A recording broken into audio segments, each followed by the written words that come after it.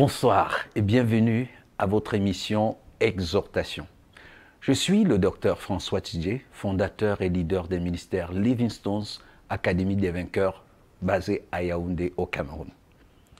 Aujourd'hui, je veux encourager quelqu'un qui regarde en ce moment sur le thème « Demeurer dans la parole ».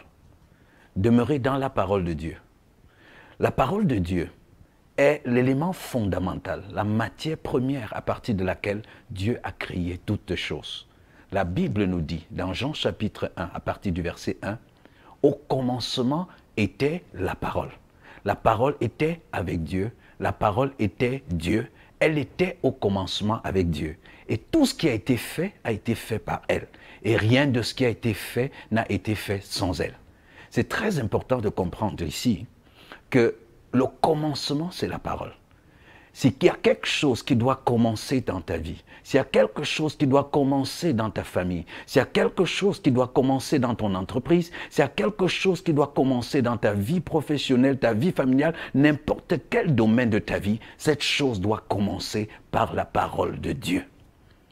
La parole de Dieu était au commencement, elle était Dieu, elle était avec Dieu. La parole de Dieu, lorsque vous demeurez en elle, lorsque vous faites de cette parole le socle et l'appui de tout ce que vous réalisez, vous entretenez la compagnie de Dieu avec vous. Demeurez dans la parole de Dieu, demeurez dans ce qui est écrit, demeurez dans ce qui est révélé au travers de la parole de Dieu, c'est entretenir l'atmosphère de la présence divine dans notre vie et dans tout ce que nous faisons. Jean 1 nous dit que cette parole qui était avec Dieu et qui était Dieu, que c'est par elle que toute chose a été faite. Bien-aimé, il n'y a rien qui va se faire dans ta vie sans la parole de Dieu. Aujourd'hui, il y a tellement d'outils, de méthodes, de propositions. Voici 5 techniques pour réussir, 3 techniques pour entrer dans le succès, 4 techniques pour réaliser son rêve. Mais laissez-moi vous dire, la parole de Dieu est la seule matière, la seule ressource réelle de créer quelque chose de significatif, de durable dans la vie d'un homme. Tout ce qui a été fait par la parole. Rien ne sera fait dans ta vie sans la parole. Rien de sérieux, rien de significatif, rien de durable, rien de satisfaisant. Bien sûr, il y a tellement de choses qui peuvent se faire dans notre vie sans la parole, mais ces choses qui sont réalisées sans la parole n'auront aucune stabilité, elles seront éphémères, elles seront passagères et vont finir par nous entraîner dans la confusion, dans la dépression, dans le stress et dans toutes sortes de choses qui finissent par détruire l'homme. Je veux t'encourager à prendre la parole de Dieu comme appui. Il dit, tout ce qui a été fait par elle. Rien de ce qui a été fait n'a été fait sans elle. Et Jean continue en disant, en elle était la vie et cette vie était la lumière. Il n'y a pas de vie en dehors de la parole. Mais pourquoi est-ce que la parole est si importante? Pourquoi disons-nous qu'elle porte la vie? Parce que la parole de Dieu, loin d'être juste la lettre qui est écrite dans la Bible, est en réalité une personne. Cette personne, c'est Jésus-Christ. La suite nous dit, la parole a été faite chair et elle a habité au milieu de nous. Donc on fait de la parole par laquelle toute chose a été créée, par laquelle toute chose continue d'exister et de subsister, c'est la personne même de Jésus-Christ.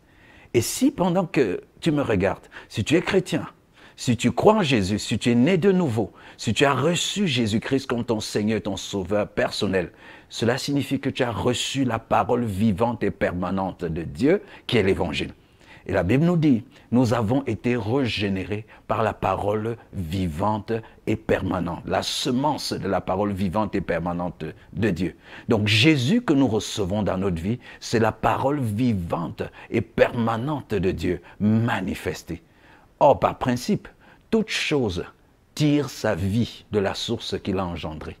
La plante tire sa vie du sol, le poisson tire sa vie de l'eau. Le chrétien tire sa vie de la parole de Dieu parce que c'est cette parole qui nous a engendrés lorsque nous l'avons reçue dans l'évangile de Jésus-Christ.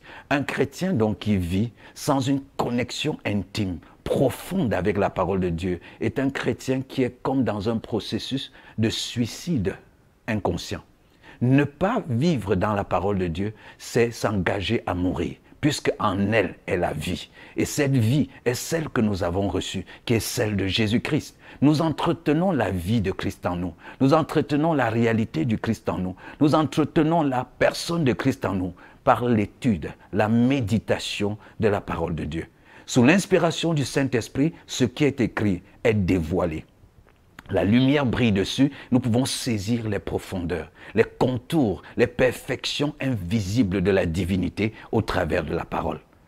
Et lorsque nous saisissons ces contours, ces perfections imperceptibles de la vérité, de la divinité au travers de la parole, nous sommes changés, nous sommes métamorphosés.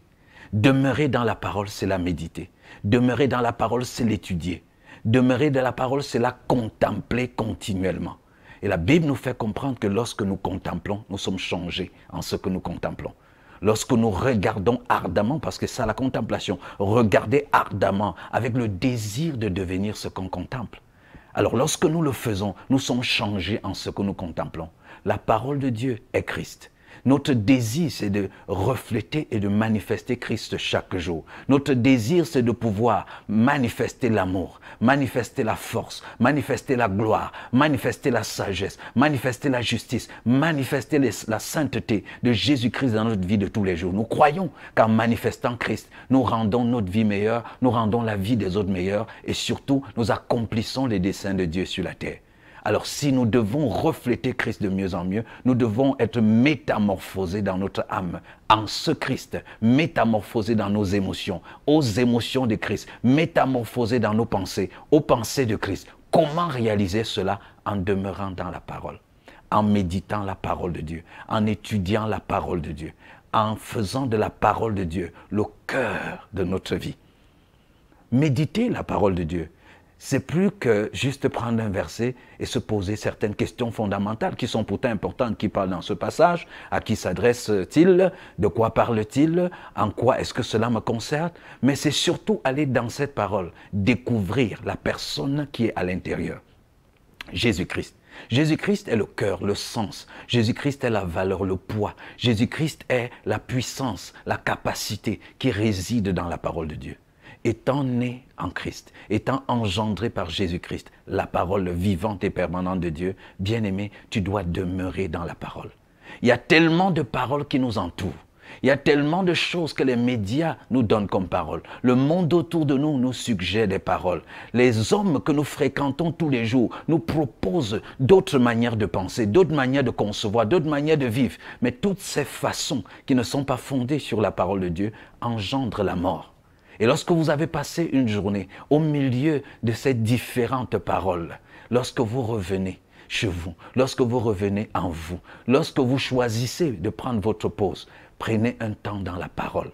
Laissez la vie de Christ vous raviver à nouveau. Laissez la vie, l'esprit qui est dans la parole, vous rafraîchir. Laissez cet esprit vous purifier dans vos pensées, vos émotions, vous canaliser, car c'est la voie du vrai succès. C'est la voie de la vraie bénédiction. Ah oui, la parole de Dieu. J'aimerais bien terminer cet encouragement à ton endroit bien-aimé en prenant notre passage de Josué chapitre 1 au verset 8, où il est dit « Que ce livre de la loi ne s'éloigne point de ta bouche. Médite-le jour et nuit pour agir fidèlement selon tout ce qui est écrit. C'est alors que tu auras du succès dans tes entreprises. C'est alors que tu réussiras. » Pendant que le monde autour de nous est en train de nous vendre 1000 techniques pour avoir du succès, pour réussir.